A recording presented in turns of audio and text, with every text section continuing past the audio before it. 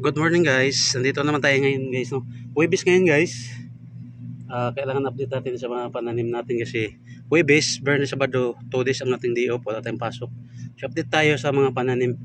Yung pananim natin na pinakita ko dati, bagong tanim lang na sitaw. Ito na ngayon siya guys. Gumagapang na. Ayan.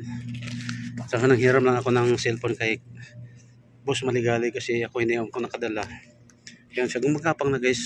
Medyo payat siya kasi wala nga siyang abono, hindi kami nakabili ng abono ni RC. Yan yun guys, di ba, gumagapang siya. Dito, yan. Mga sitaw natin. Yan. Mahaba na siya, kailangan ipapakapit. Ang payat talaga niya, kawawa naman. Yan. Yan siya guys. Andito ang pinaka payat. Yan o. Payat siya guys. Ito nga, namatay na yun dito. Namatay ito siya o. Yung dito guys, napakapayat. Yan o. Sobrang payat niya. Yan. Payat. Ito talaga dito kasi batuhan na to dito eh. Kaya makahanap ako mamaya ng ipot ng kalapate. Yan naman ang gawin ko kasi kawawa. Kamote guys, di ba? Yan ang kamote. Lumabas naman ang laman. Yan o. Maraming mga laman. Nilinis ko na yung ano guys. Marami siyang laman. Kaya nang sunod naman tatanggalin. Sabi nila siya tanggalin. Pero hindi ko tanggalin kasi ganun din. Hindi siya nasasayang man lang. Diba guys? Tapos papakita ko na yung mga bagong tanim na kamote.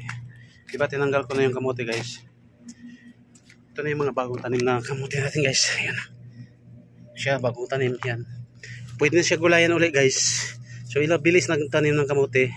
1 month lang ito pwede na siya magulayan oh. Yan, mga bagong tanim na yan. Yung aloe vera natin medyo tumaba na rin. Sa basang-basa siya kaya diniligan ni RC. Yan bagong tanim natin. Yan. Pwede siya magulayan guys. May mga ano talbos na siya eh. Ayun. Ito hindi pa mataba. Ito gumagapang na nga ito siya oh. Ang bilis niyang gumapang. So ayun. Pagkaganda niya. So meron tayong magugulay agad. Madali siyang ano. Kasi madali na siya tumubo ang kamote. Basta may tubig lang. Pero yung magugulayan na oh. Yan. Yan siya guys. Saka yung dahon ng ano, pinatuyo yung mga dahon na tinanggal kong kamoteng luma. Ayun, tinambak ko. Ito na siya. Kasi magiging abono siya at saka malamig sa mga tanim. Ayun. Yung iba hindi pa nabuhay.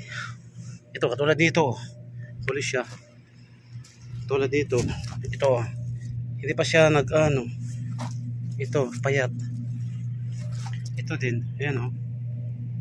Ayan. Yun doon. Kasi hindi siya masyadong nag-ano. Yung doong banda, yung talaga buhay na siya. Pero gagapang din yan. Yan natin yun guys. So yun guys no. Update lang sa aking mga pananim guys. Okay. Mabilis lang magtanim guys. Yan, napakabilis niya.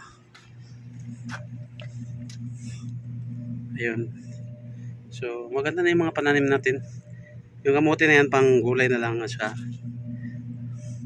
3 months to 4 months pwede siya tanggalin ang laman. Siya panibago na naman ulit. Yung sitaw natin ang kawo kasi napakapayat niya. So yun lang guys, no? Maraming salamat sa inyong lahat. Maraming salamat sa walang sawang sa pagsuporta niyo sa aking channel. Mr. Nature Paintings. Update lang sa ating mga pananim. Meron na akong i-premiere din na paintings. Malapit na siya matapos. Siguro mamaya, tapusin ko mamaya. So, yun lang guys. Maraming salamat. And God bless you all. Ingat lagi. So, bye-bye guys.